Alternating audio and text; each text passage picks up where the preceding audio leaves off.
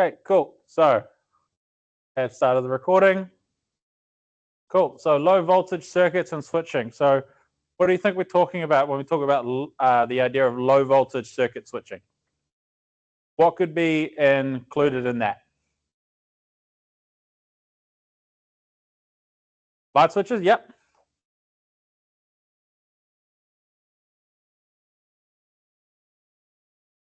Those are one type of switch. What else could we be talking about?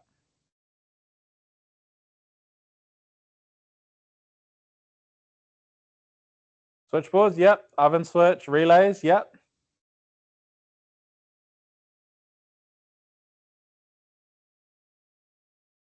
Isolation switches? Yep. Fob switch contactors? Yep. ISOs? Yep.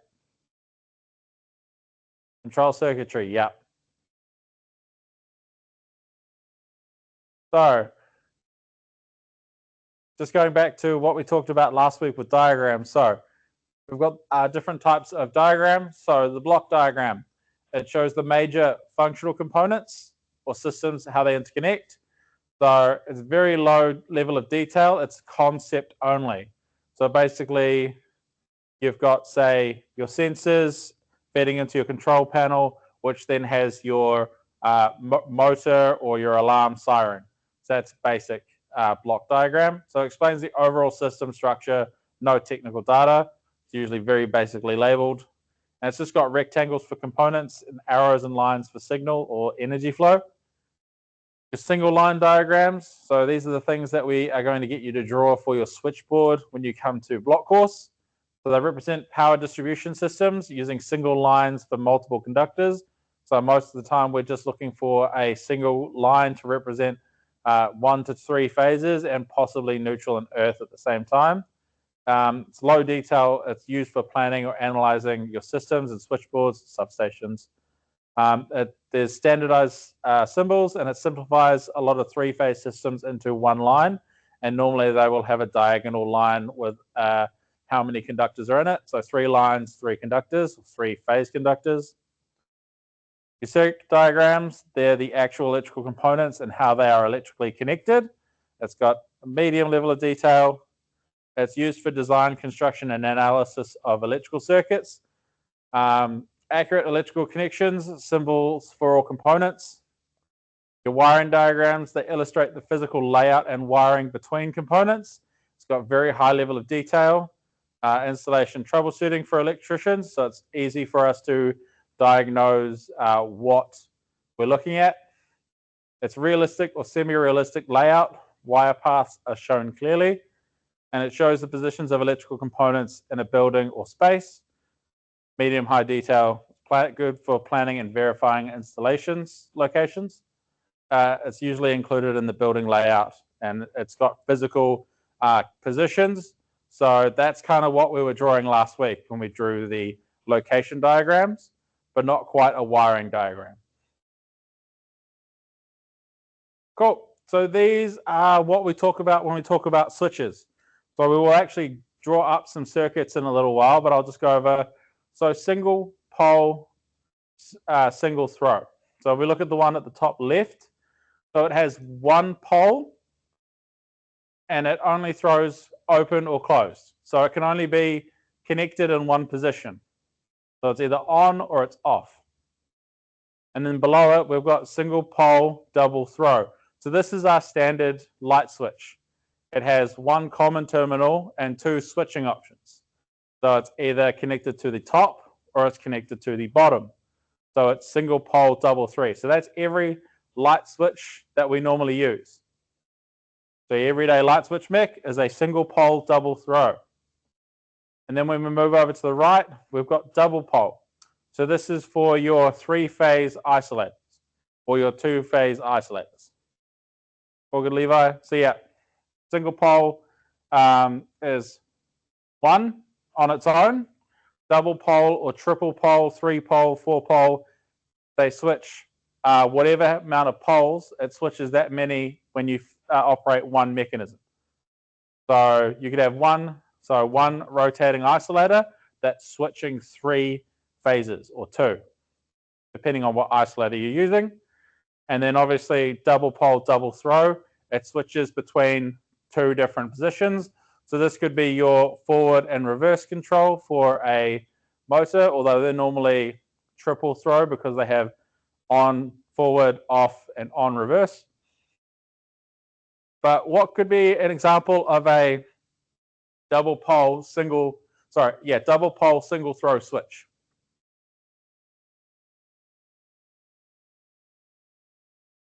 What kind of examples can we think of out there in the real world that we might use on a kind of monthly, maybe at least once every little while? The double pole single throw.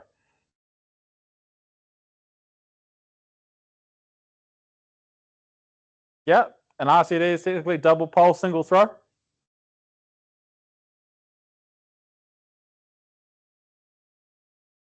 Yep, two pole isolator. Yep, you can get two pole MCBs, but they're more commonly three. But what's another type of switch gear or switchboard device that we would use that's double pole?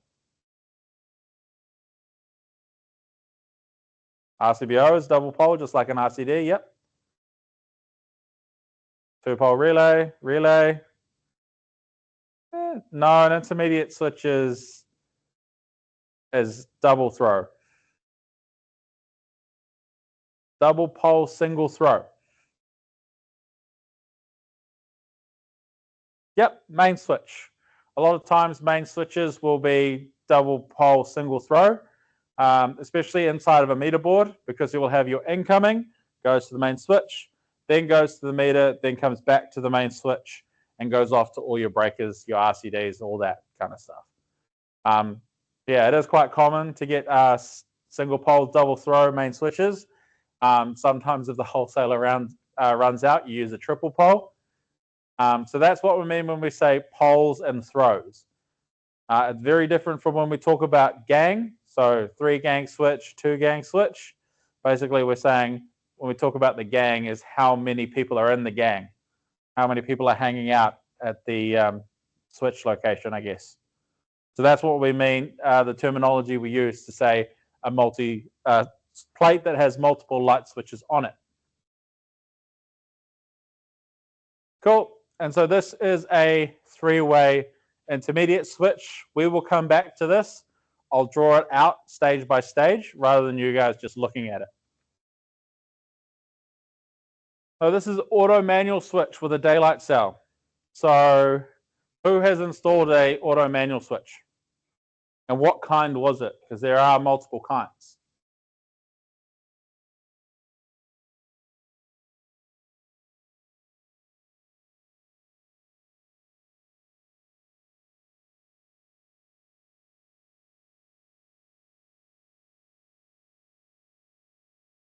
Only daylight, no auto manual? That's fair.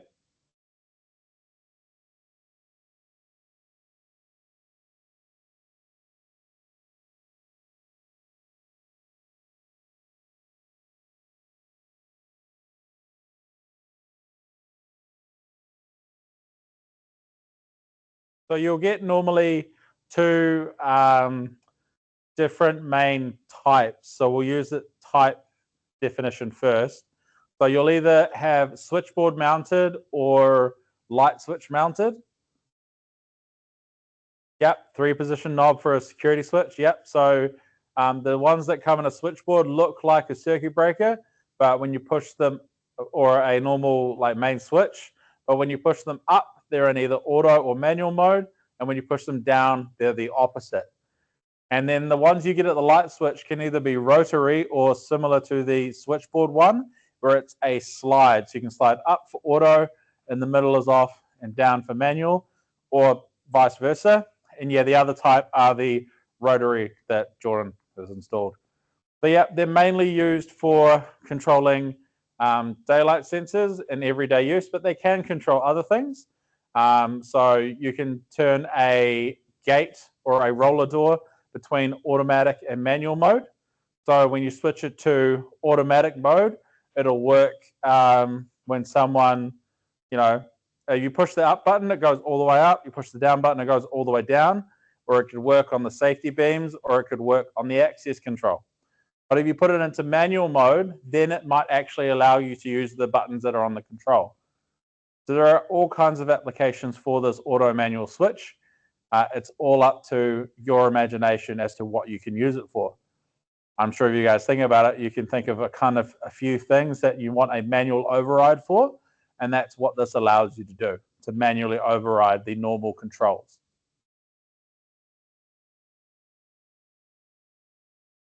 So then we talk about three-phase hot water cylinder with a thermostat control.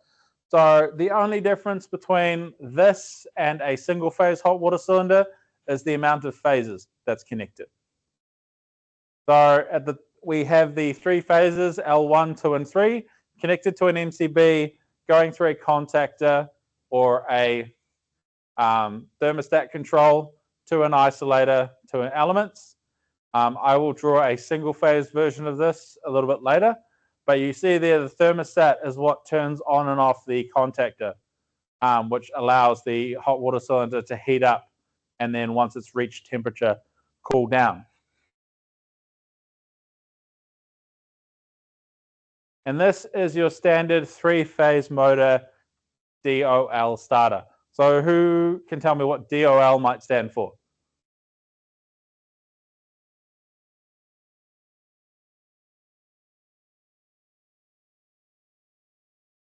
Yep, direct online. We call it direct online because you push the start button, the motor starts. You push the stop button, the motor stops.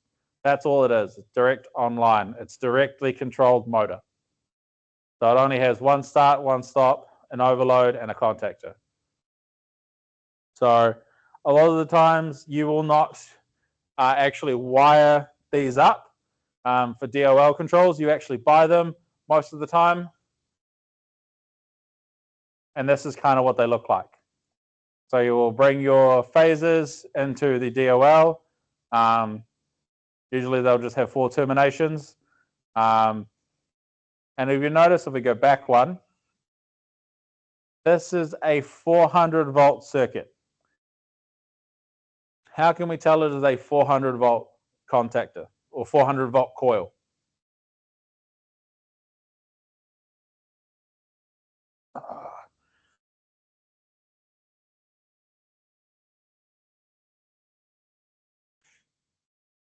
Not quite, because it's got 3 phases. We can control 3 phases with a 240 volt coil. I'm talking about the coil. So some contactors are rated, or most contactors are rated to take 3 phases, but the coil or the control coil can either be 230 volts or 400 volts. Yes, Fergus, no neutral. The other side of the coil is connected to the blue phase. So it uses 2 phases rather than a neutral. Where do you think this might most commonly be found? Some of you guys probably work on them.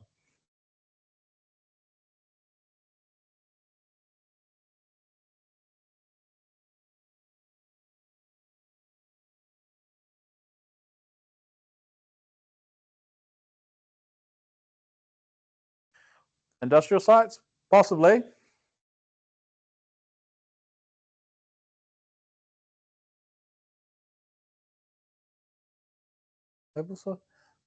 Okay, so one common place is cow sheds. Yep. So cow sheds, it takes a lot of, or 3-phase compressor.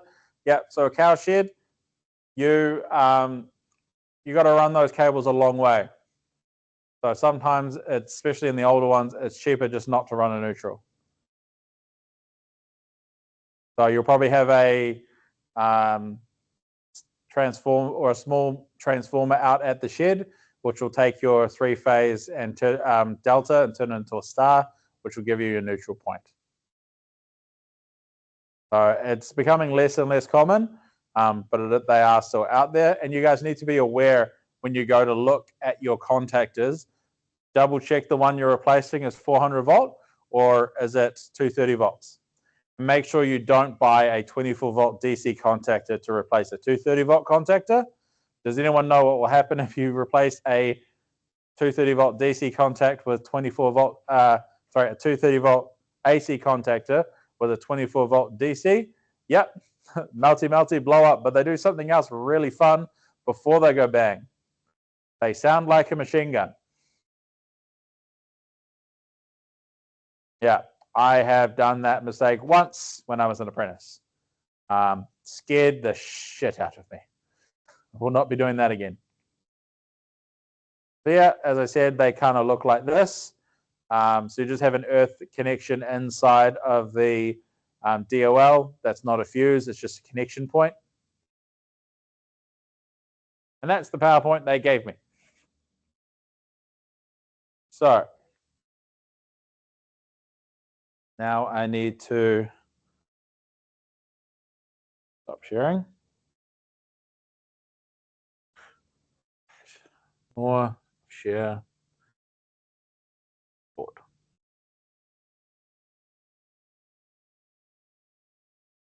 Cool. Can everyone see the whiteboard? Can anyone not see the whiteboard?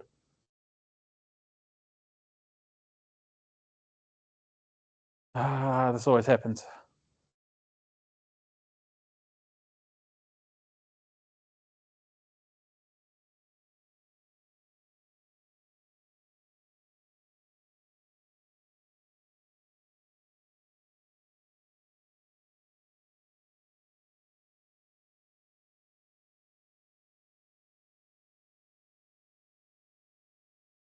Okay, so anyone who can't see the whiteboard?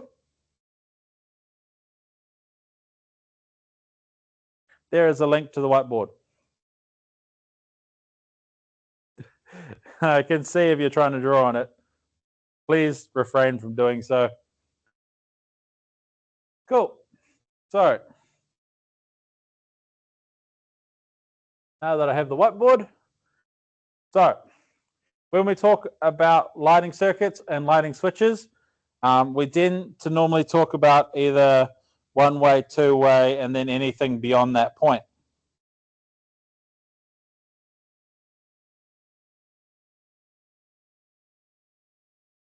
So the beauty of the way we do our lighting circuits is that we can basically just keep adding to them with the way that we do them. So we start with a simple normal light switch. That's what we start with. It won't let you open it.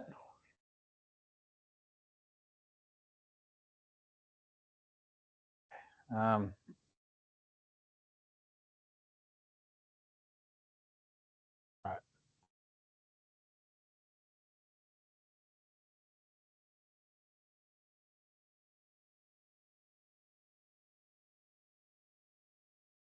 What about now?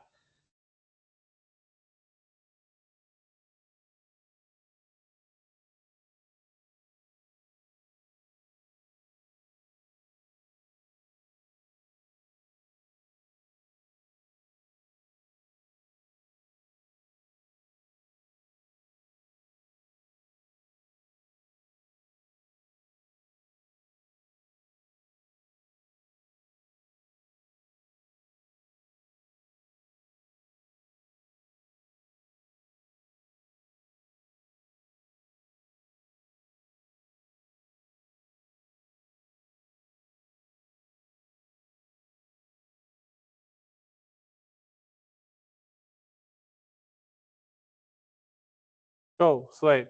Okay, so everyone can see it now. Whew. Okay, so yeah, the beauty of the way we do our lighting circuits is that as soon as we, okay,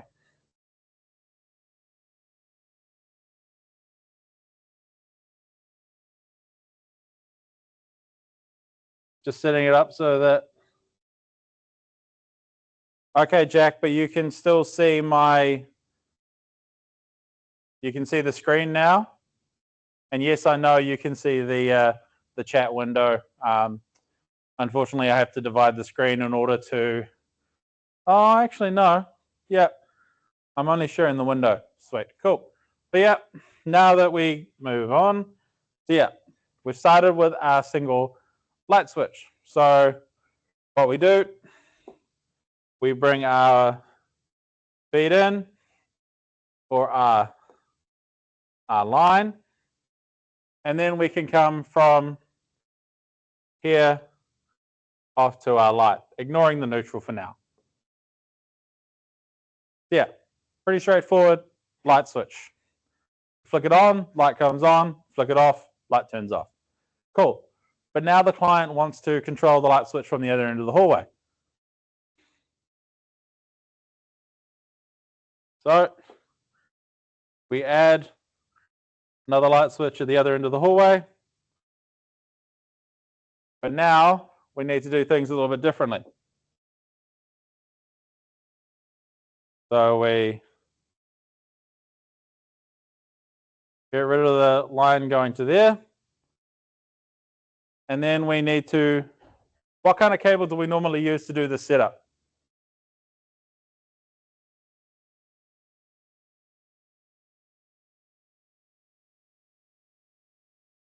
Yep, strap. So what colors are inside the strap cable?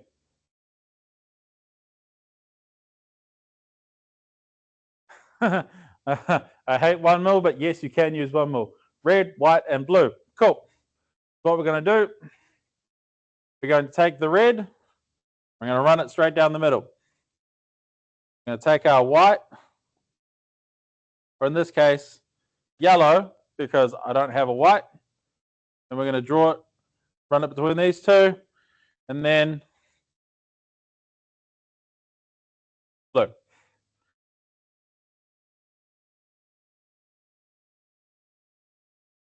Yeah, cool. So now that we have these, where would I connect my feed and where would I connect my light?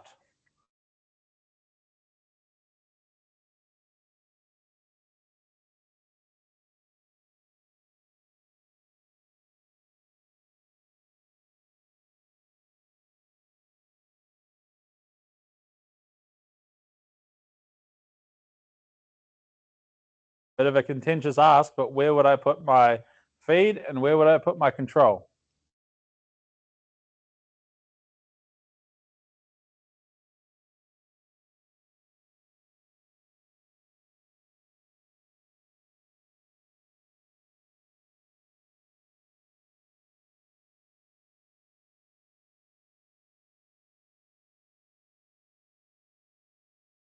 Yep, so there are two ways of doing this. So the normal way that I've been taught over the many years is you feed the waves, white is the light. Because if I take my switch and I do this, one is this way, one is this way, my feed will not get to my light. But then if I take the other end and switch it this way,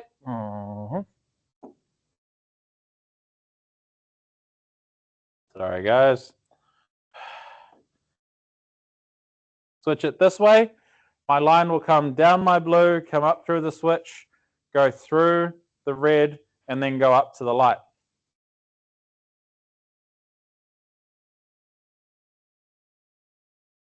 Then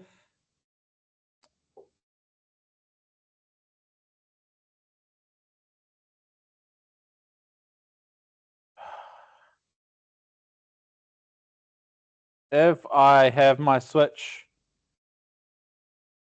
in this position, it will not work. But then if I switch the other end,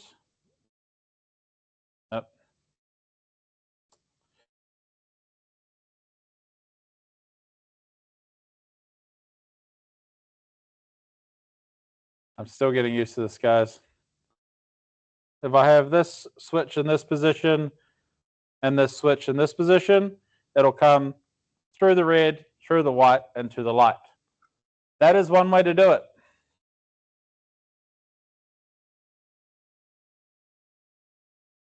Cool. But now if we come down here, so I've got my 3 switches, my 2 switches.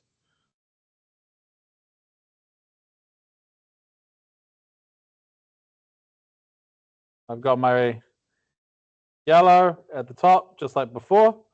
I've got my blue here. So in that configuration, it doesn't matter whether you feed the white or the blue, as long as you as long as you use the feed and control separately. So in this case, if I bring my line to the common, I've got to utilize the loop connector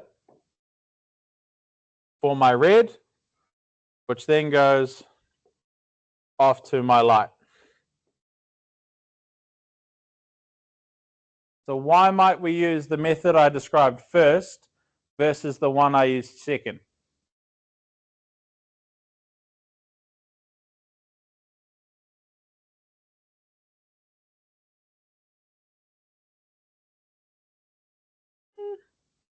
The first method is not necessarily easier, but what have I now got to use an extra one? I've got to use something extra to make the connection now.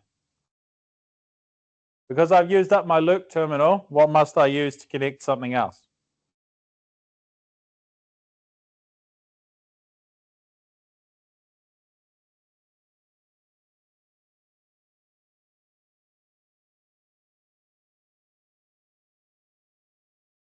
Yep. Yes, Connor, I've used a cleaner. No, good. I know what you mean. Yeah, there's less space behind the switch, but basically we've used an extra connector. So if you're doing, say, a high-rise building or a building complex or something like that, that's got over 200 two-way lighting circuits, you've used an extra 200 connectors.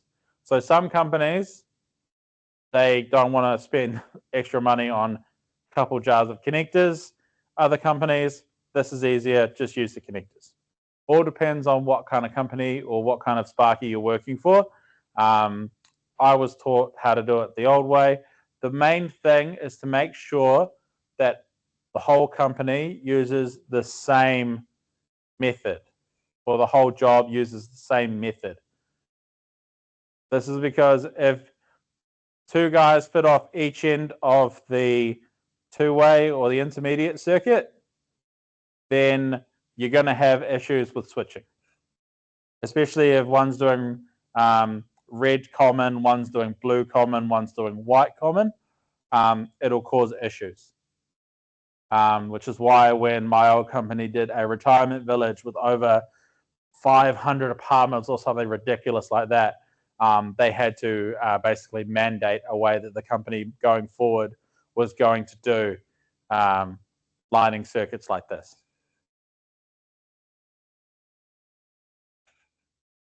Cool. So that is a two-way.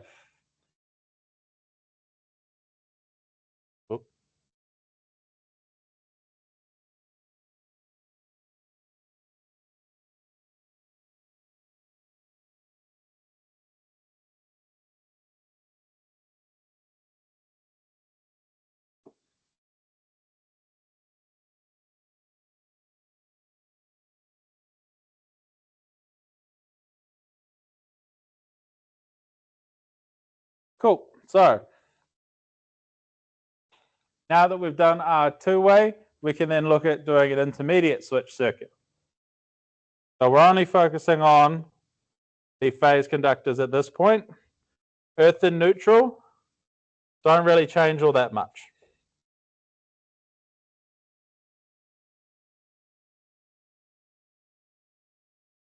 Cool. So again, we've got our colors. So red. These are things we're just going to use method I prefer just so I can remember it.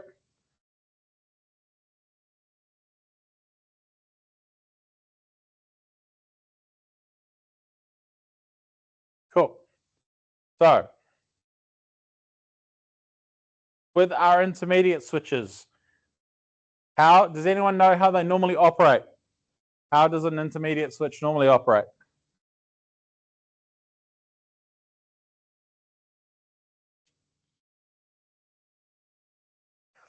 I know it's a bit of a description. How does an intermediate switch normally operate?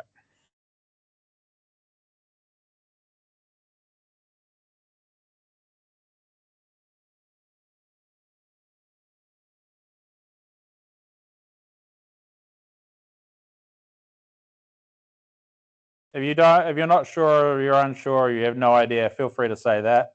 I just want to see that you guys are still engaging and you're still here. Numbered says on the switch, yeah.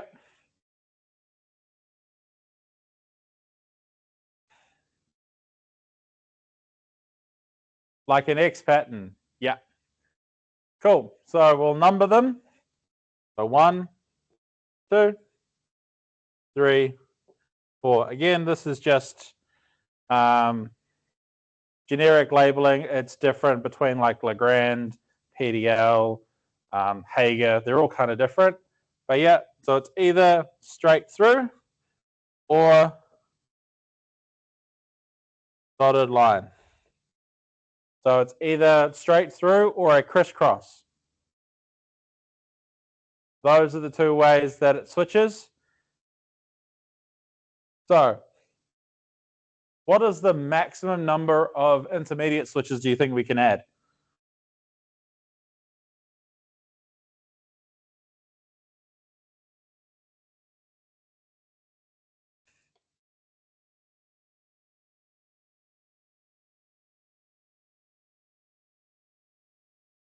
As many as necessary? Yeah, there is no max. I asked that question to see if I good one, Case. Yeah. So there basically is no limit to how many of these switches you can add in.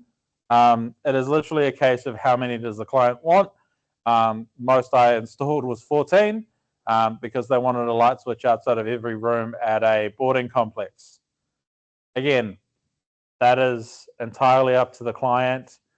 I had no input into it. I tried to convince them to just install sensors. They didn't listen. They paid out the money. We worked it out.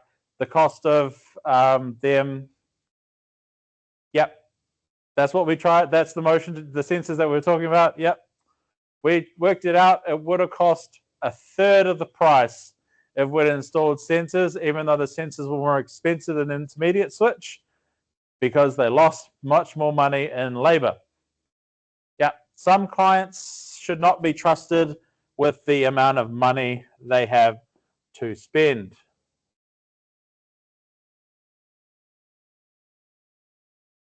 Yep, cable 2. Yep. So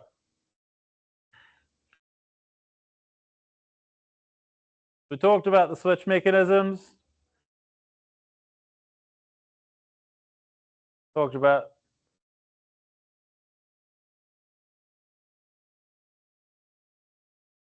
cool. So water heating control. So your standard hot water cylinder, water heating control. So we take our hot water cylinder.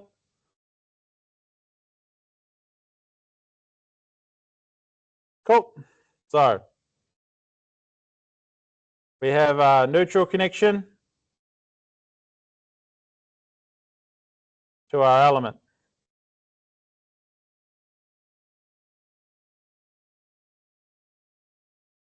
This is where I can't remember the drawing off the top of my head.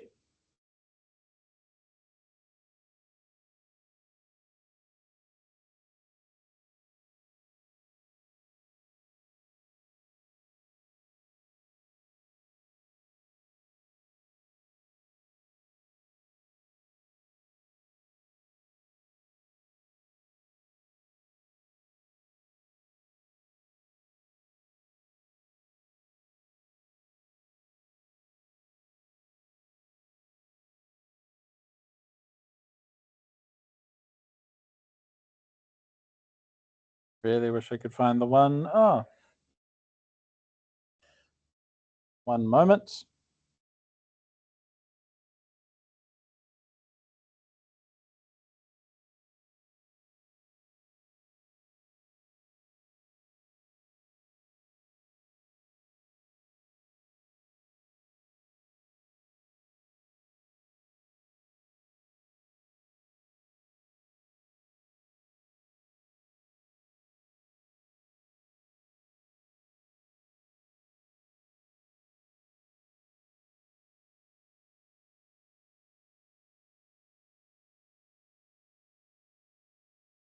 There we go. If in doubt, look through my old material. Cool. So inside the water, inside we have, this is not a real life example. This is just for circuit diagram. Cool. So we have our heating element. Cool. All right, this system.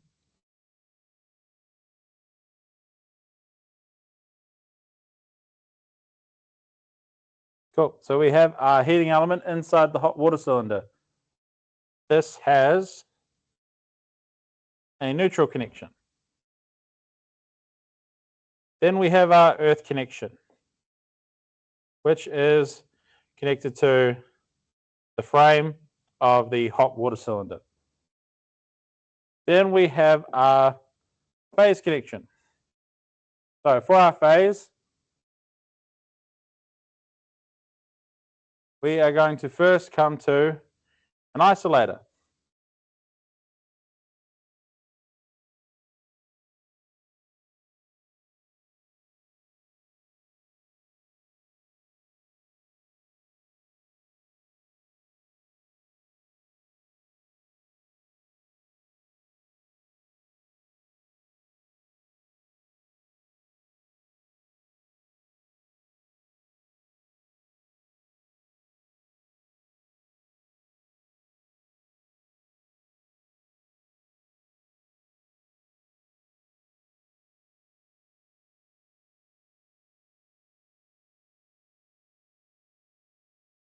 All right, then we have a thermostat.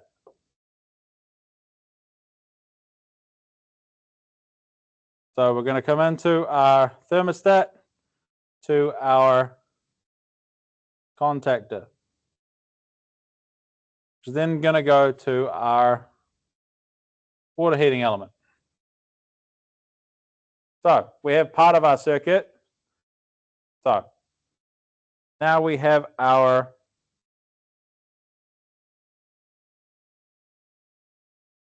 coil, which controls the thermostat. So the first thing we're going to do for our thermostat is we are going to pick up a neutral. Because most of the time in a residential hot water cylinder for single phase, we're not going to have another phase for our contactor. So our thermostat requires a neutral connection. How many of you guys have worked on domestic hot water cylinders?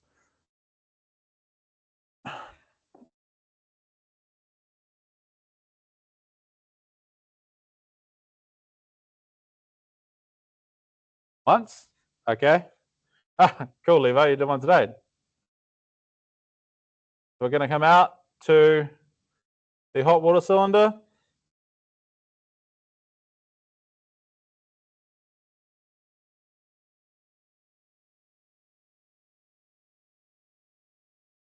be fair, it would be lower down.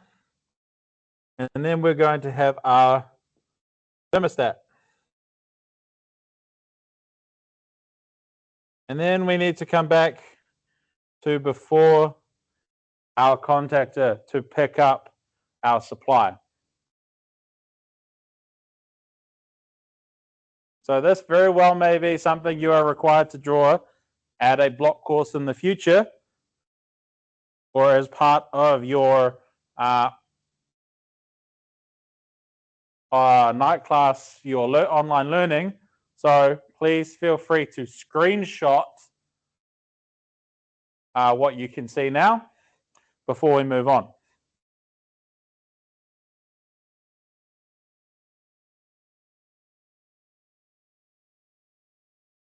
So if anyone is unsure of how to screenshot, if you're using a desktop function, PRT SCR or print screen, and then you can take a screenshot or just a snippet of the screen. So that is how a single phase hot water cylinder works. Cool. So our DOL motor starter circuit. So we'll start with the DOL and then we'll move on from there. So there's a DOL circuit. Can anyone give me an example of a what we call a non-DOL motor circuit?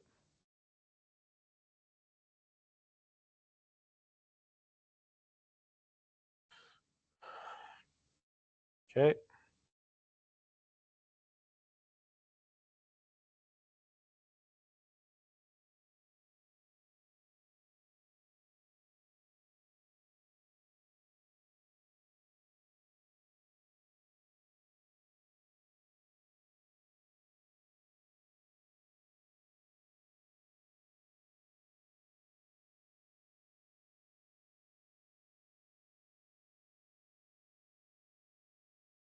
Okay, VSD, star delta start sequence. Yep.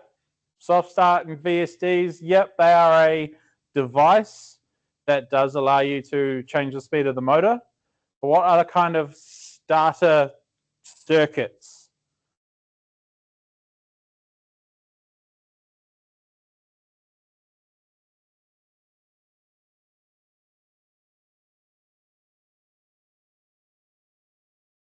Soft start? Yep.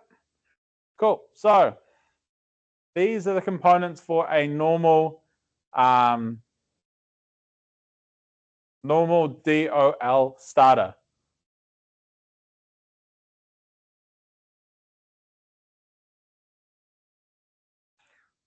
So what do you think, in order of these components, what do you think they are? What do you think the first component that I drew was with that X?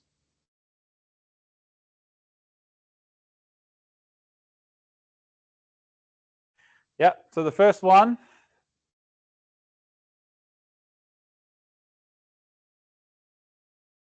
MCB or a circuit breaker. The reason we know it's a circuit breaker is because of the X that I drew. Cool, and then some of you guys have already said it. So this is our E-stop. Cool. And then after the E-stop, we have just, what do we have? E-stop, stop, go with normally open contactor, thermal switch or an overload, and then a contactor. Timothy decided to just do it all. Yeah, this is your stop. This is your start. This is your, we call it a 13, 14, normally open. This is your overload, and this is your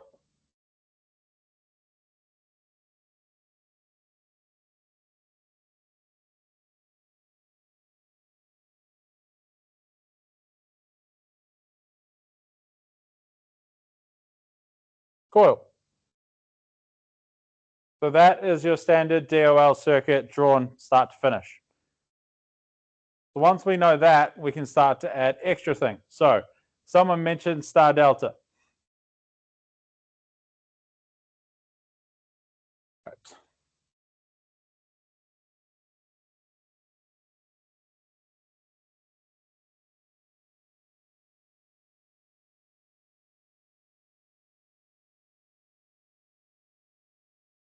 Okay, sorry, just playing around with stuff. Cool, so the first thing we have, obviously, is our circuit breaker. Then we would have our stop or our E-stop, and then our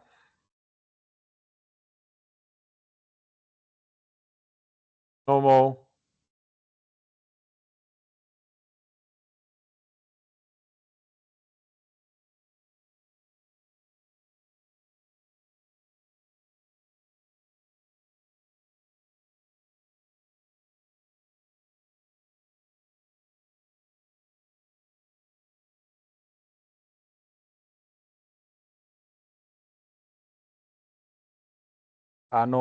stop. So we'd have our E-stop and our normal stop.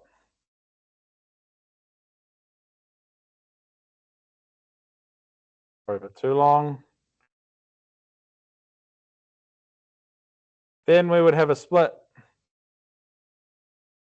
So we would have two lines. So we're going to come to our first start button. And then we're going to have a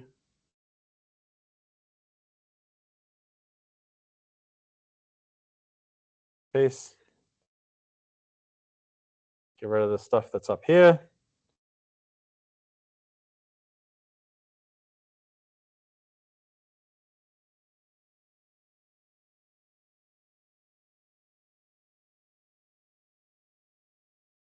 Cool. That makes things easier. Cool.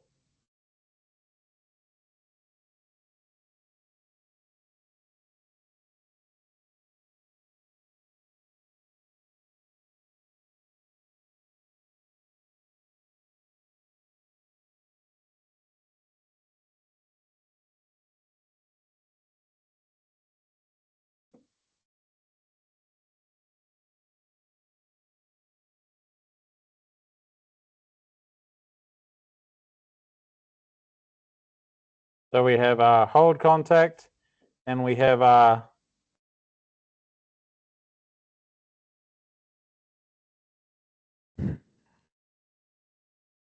sorry guys, it's been a long day and my brain is already frazzled.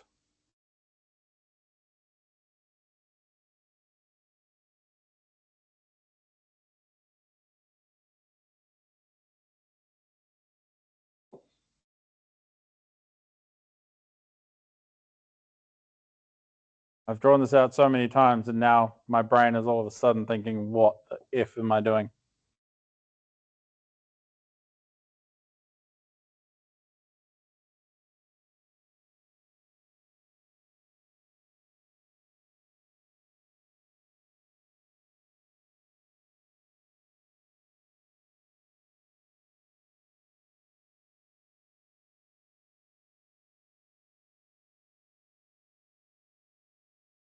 So this is our main,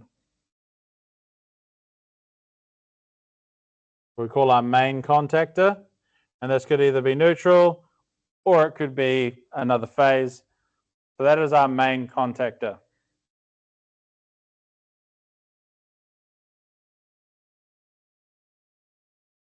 And then from that, we're going to have our a delta. There's going to be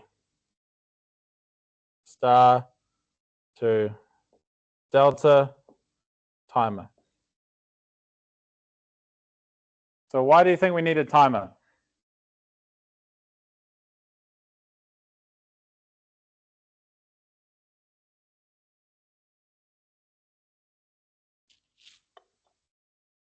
Why in this circuit do you think we need a timer?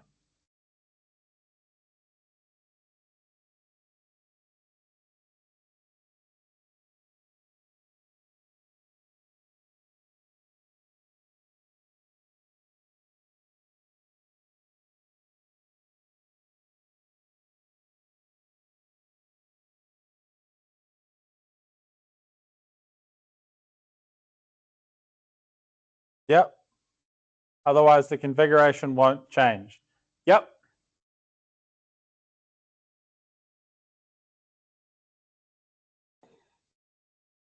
So actually, one thing we might do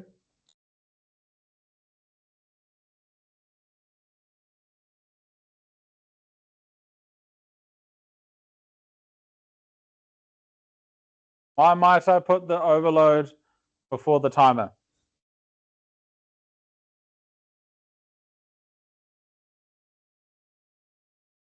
Actually, no, you should never put the, should always have the overload directly before the motor, so that way it will trip as soon as the motor starts to overheat.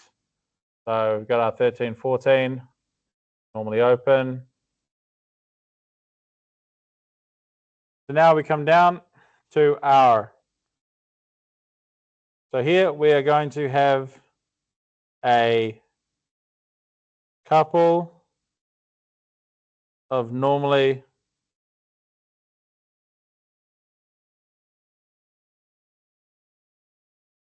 closed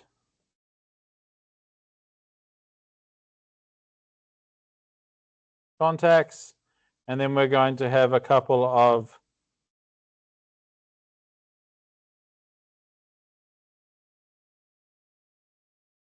normally open contacts.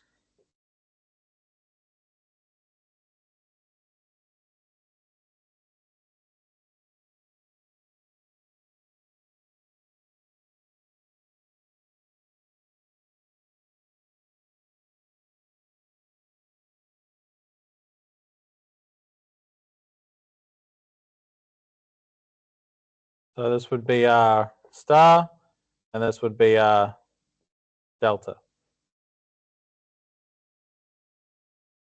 So this would be our timer, normally closed, and this would be our delta, normally closed. I'll move down here a bit so we can see it. And then we would have our timer, normally open, and our star, normally open.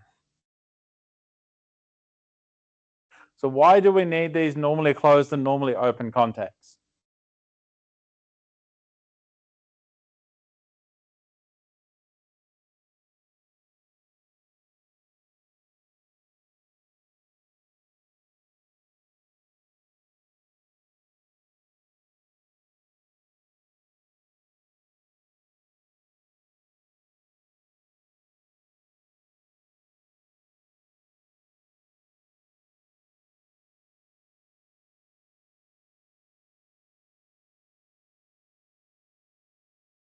Keep them separate?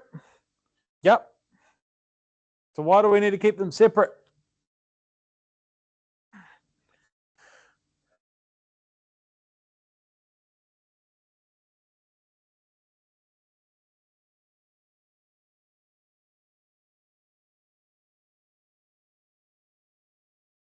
You can think of why. You may not be able.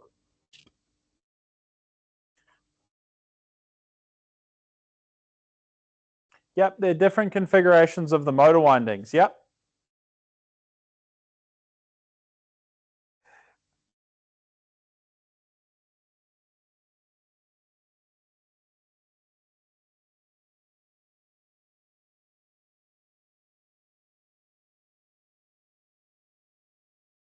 So the way it's set up, and we won't go into detail about the way the contactors are. Yeah, so we need to interlock.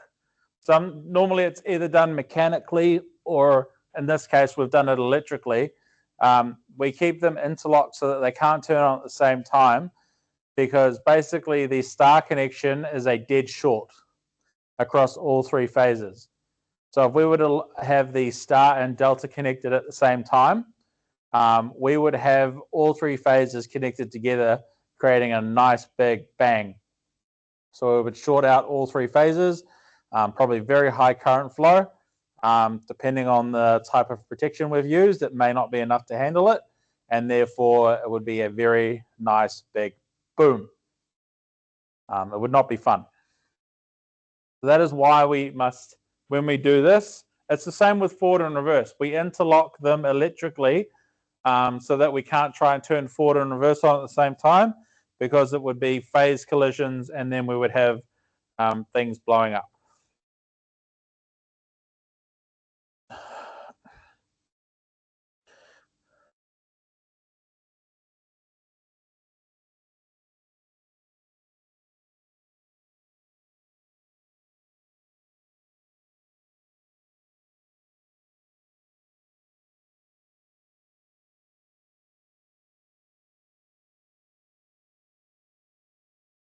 Cool. Cool, guys. We are going to take a 5-minute break. I am going to go and grab a charger for my laptop, and I will be right back. Yeah, take a 5-minute break, use the bathroom, have a drink, and be back here at 6:40.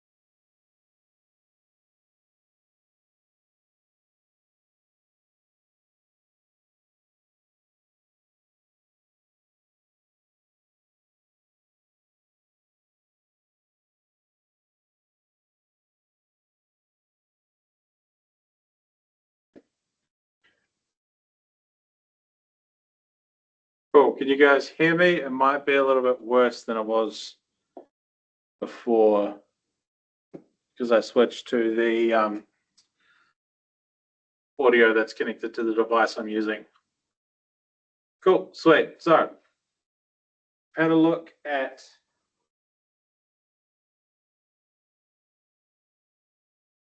contactor logic. So, has anyone here used PLCs before?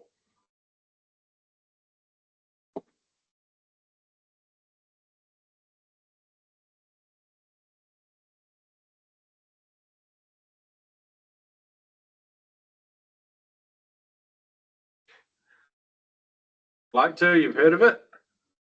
A little bit?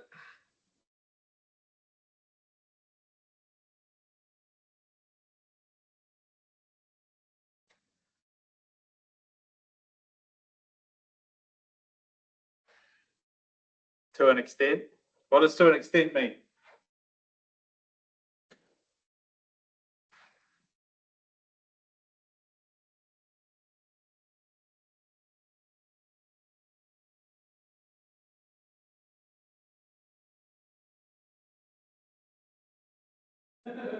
Downloading a program to it. Yeah, okay, fair enough. So, what is a PLC? So, what does PLC stand for?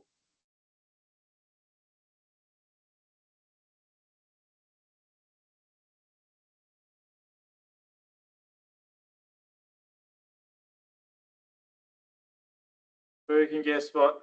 Yeah. So, PLC is a programmable logic controller. So, before we had PLCs, we had what's called relay logic. So,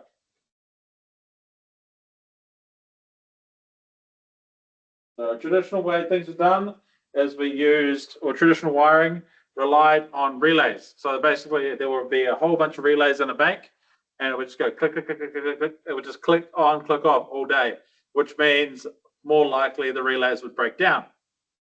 So basically, we'd have to go all through a whole bunch of different relays, going yes, yes, yes, yes, yes, no, no, yes, no, and then whatever the end result of all that relays happening would then do a task.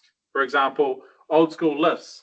You go up into the control room and there's just banks upon banks of relays.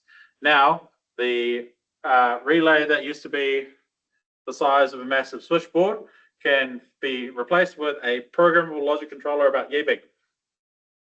So we do a lot more with a lot less. So it relies on physical relays and switches, but with a PLC, the programming is internal. So we can do a whole bunch of different, basically take a whole bunch of inputs and then control a few outputs. So relay logic, very hard to replace and rewire. It's difficult to add anything once it's all been set up. Whereas the changes can be made in a software on the PLC. We needed to do a new function. Cool, let's add a new line to the program or add a couple lines to the program. And then we can add in built-in features like delays, sensors, and schedulers. So one problem we had with a PLC that was installed here in Wellington was that a piece of debris, about big as this pen, got stuck to the bottom of the door.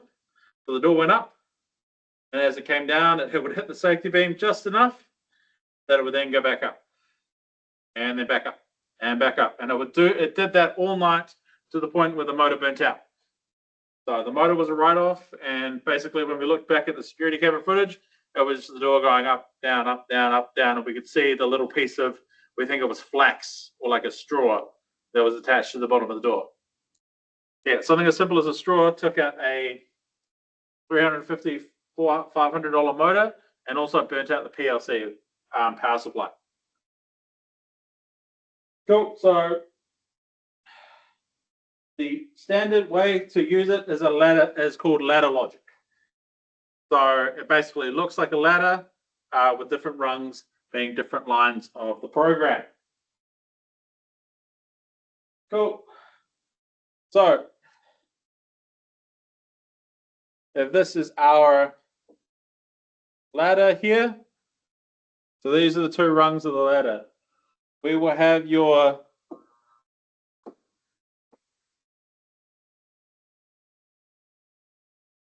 inputs on this side, and we will have your outputs on this side. Cool. So pretty basic. You got your two legs of the ladder and the different rungs of the different codes. So for example, on this side, the field input might be, what we call them field inputs. Screen decided to move. So we've got basically our switch. Cool. And on the output, we have a coil. Cool. So this is input X0. This is output Y0. So we draw a line, a nice blue line, and we draw a line here, and then we draw this, and then we draw this. So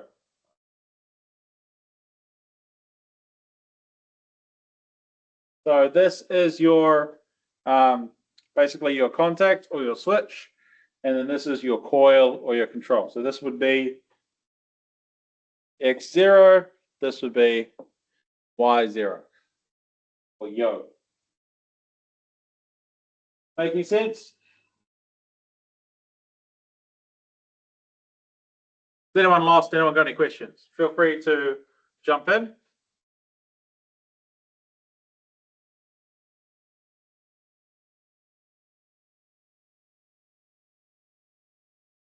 Remember, only stupid question is a question you don't answer. Sorry, don't ask. I'm the idiot if I don't answer it.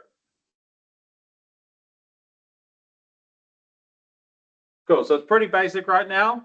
All we've got is a switch and a output. So an input and an output. Cool, so we change the state of our input. We've got, it's closed. This then now will have a red bar in between it. This will turn, inside of this will turn red, and so will this. So basically, we've hit the input, which is triggered here, which has sent power to the coil, which has produced an output. A simple input and output.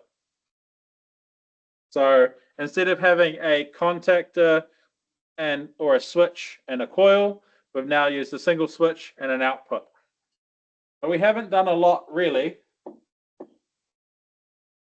but then we can add lines to it.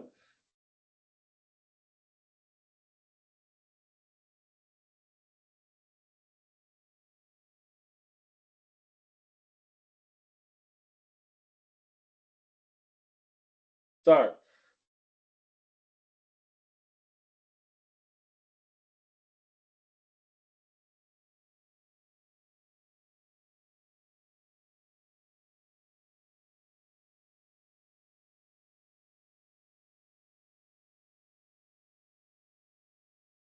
so if we add in,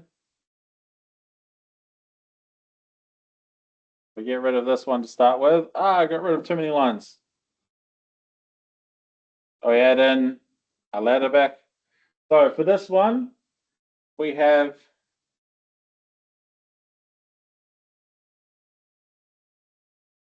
three different inputs. So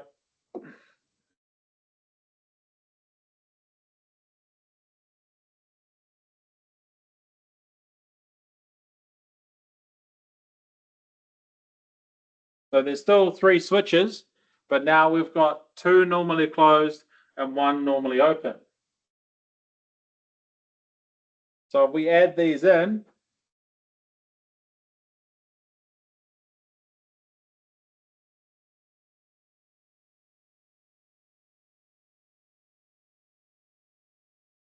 we have a circuit. So we still have X0,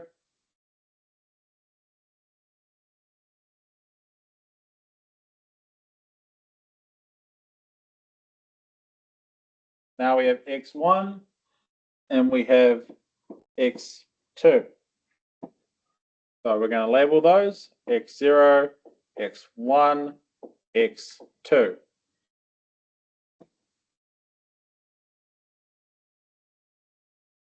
So right now, these are in a state of being closed because x0 and x1 are open contacts.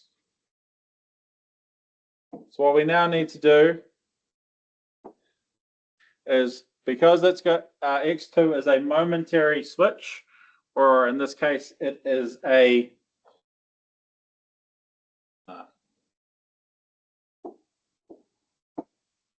it's a momentary switch. We now need to add what do we need to add now to make sure the circuit will actually work? What do you think we need to add?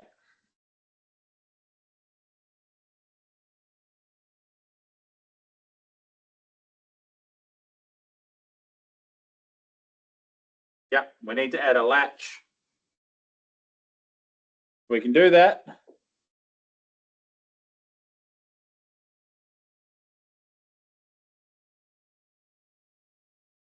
Like so. So the other thing we have to do here is we need to draw another line, and we need to put end so that it knows it's the end of the program.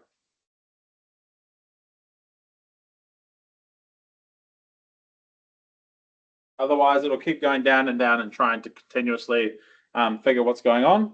So now we can take, should be as well, you will need to do this as part of your apprenticeship because PLCs are becoming more and more common. I've installed 2 myself in the past year, and I only work part-time. Cool. So now we close the switch. This gets power and this gets power. And because YO, the coil has got power, this contact or switch gets power, and we get power to the output. But now we open the switch and we get rid of this. Oh, too much.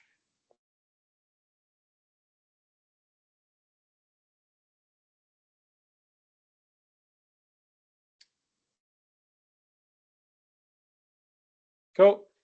But because our switch is open, but because we have continuity through x0, x1, and y0, we have a continued output. So basically what we can do is we can now push the button and say, for example, the output might go to a contactor that's controlling a motor. The motor will carry on its intended task until x0 or x1 is pushed. So for example, this could be a roller door motor. You push the button, it goes up until it hits x0, which is the limit switch, and then it will stay there. And then we would program in another button for it to go down until it hit x1, which is exactly the task that we normally get you to do, or we got the previous task to do. So yeah, there are a number of videos and good resources on the Learning Hive, including into function blocks and programming in this way. So it is on there, according to the PDF that they gave me. If it's not there, please don't come after me. It's what they told me on the PDF. So yeah, this is just one way, one type of program that you can use for PLCs. It's ladder logic. It's the most common type. Most programs will only allow you to do ladder logic. There is block logic, which is my preference, but it runs a program that's not designed for being basically shared. And I kind of want to protect my intellectual property with my program that I have for my roller doors, just because it's mine. And yeah, if you guys can get the software and figure it out on your own, all good. But just because it is my IP, I just want to retain that. But that is basically what we had to cover over for tonight. Does anyone have any questions about anything we've covered over so far? Anything you want me to go back over? Because we've only been going for an hour and a half. So if there's anything else you guys want to go over relating to this, we'll start with relating to this and then go from there.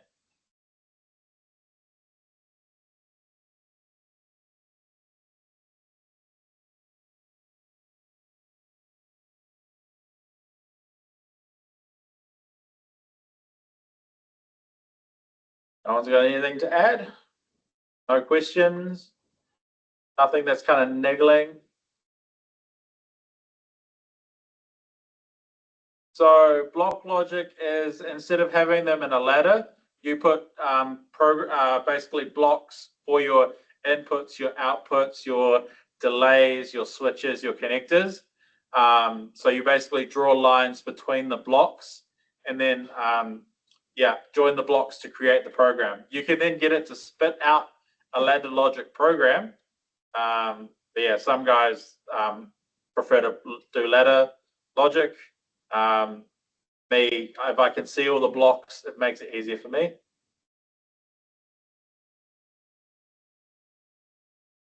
There are some basic programs out there. Some people have shared things on open source. But for me, I made my own because of the way I wanted it to work. And I designed it to suit the task that it was doing. But the program I bought or got with my PLC came with a bunch of examples. Stuff that it's a Siemens logo, basically stuff that Siemens gave with their PLC. So you have examples of what to use it for. Yeah, one of the things I had to add to the roller door setup was basically an up counter. If it went up too many times before it went all the way back down, then so there's all kinds of PLC softwares out there. So it depends on the PLC you're programming. They'll use different programs. Mine is literally called Logo because it's made for the Siemens logo. But normally your PLC will come with a certain type of software. Sometimes you have to buy a license, which is what is a little bit prohibitive. But mine came with a kind of open license.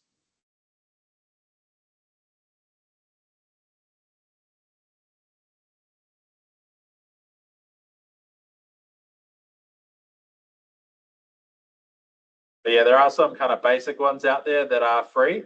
Yeah, Omron, they've got free software. Cool. Yeah, if you guys want to have a look into it, the Omron.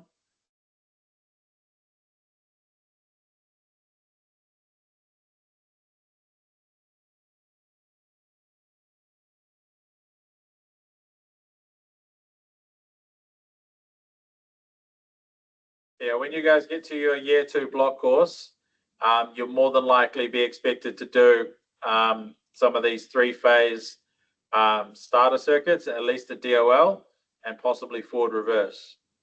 I haven't got the block course material on hand, but yeah, you will need to demonstrate how to connect and do a DOL at least for a 3-phase motor.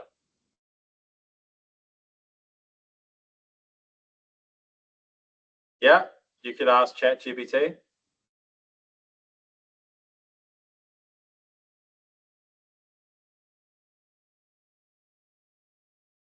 I think that's actually what some of the guys here do. They use ChatGPT to generate a Python script, which then spits out a program for them. If you can program in Python, you can do ladder logic, no problem. You guys met David Kitte, the tutor here? He does it in his sleep. He actually has had to redo some programs for PLCs that have been written in Chinese.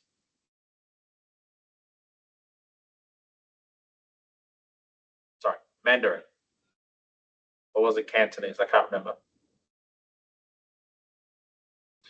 Yeah, he was basically using Google Translate to interpret a PLC program.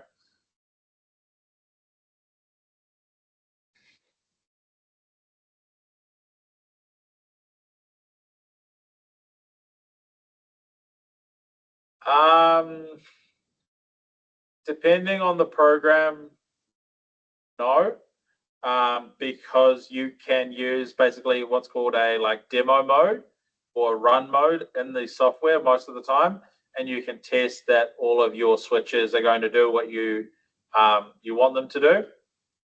Sometimes it does. You literally have to connect the PLC to see if it works. But most of the time, if you've got a PLC software, you don't actually need the PLC because they can get quite expensive unless you get a second-hand one.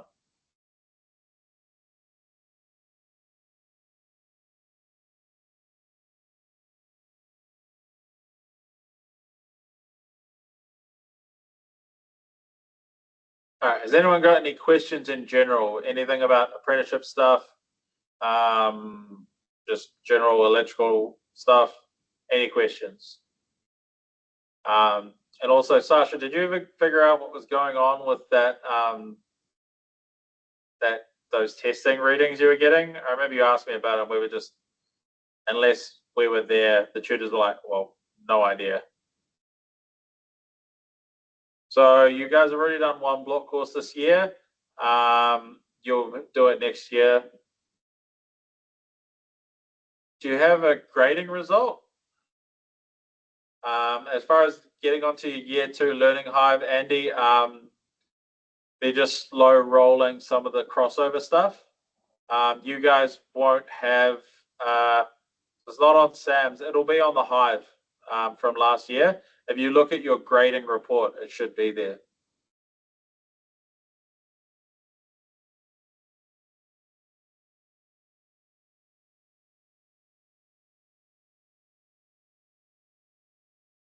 Okay, hold on.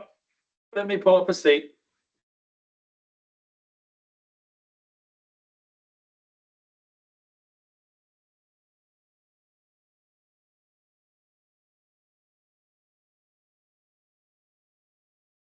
So,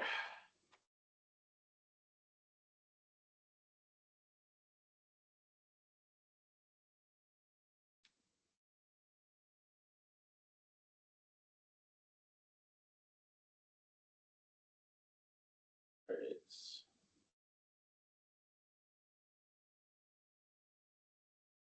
July.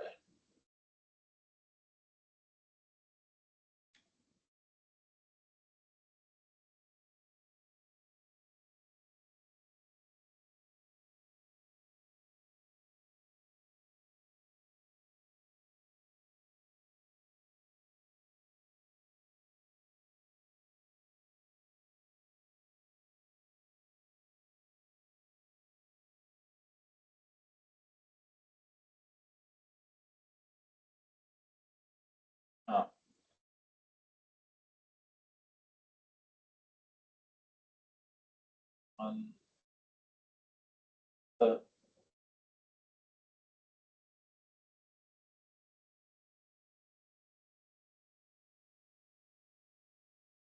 Okay, there we go. Can see all of you now.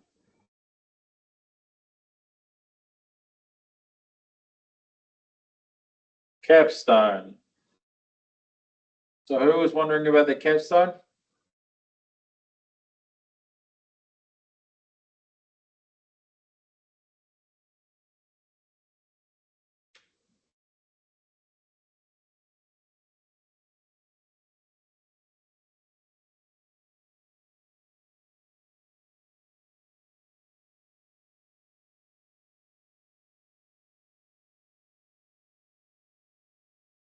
Because I can.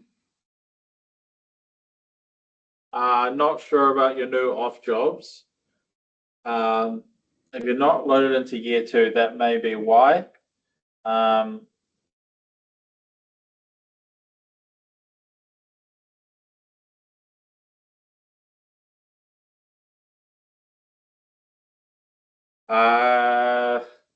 even I don't get to see them.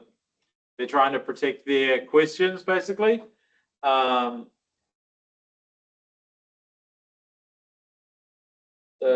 have you done the first one?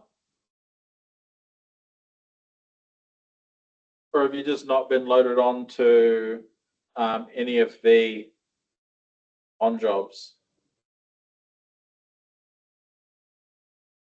So if anyone's still not been loaded onto year 2,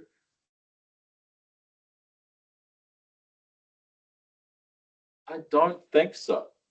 As far as I know, I do not believe so. I think you only have to get the first, as far as I know, you only have to get the first on job done.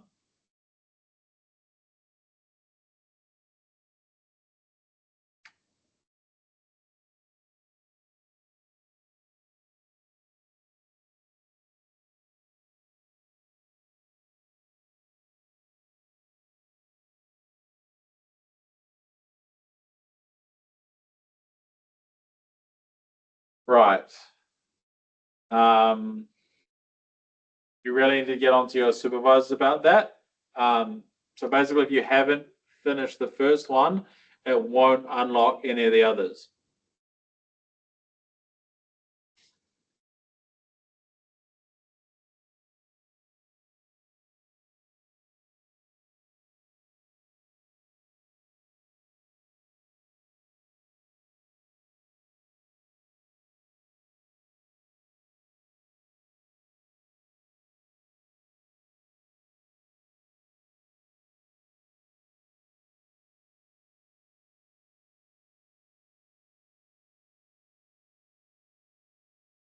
Yeah.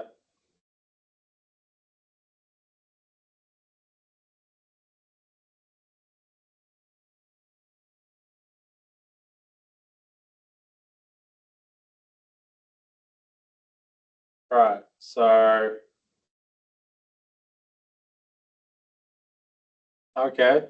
So according to my list on the Hive, in my night class, or at least assigned to me as a tutor, I have Case, Connor, Daniel, Elijah, Fergus, Finn, Hoira, Jordan, Kieran, Levi, Max, Rex, Sasha, Sean, Thomas, Tim, and Troy.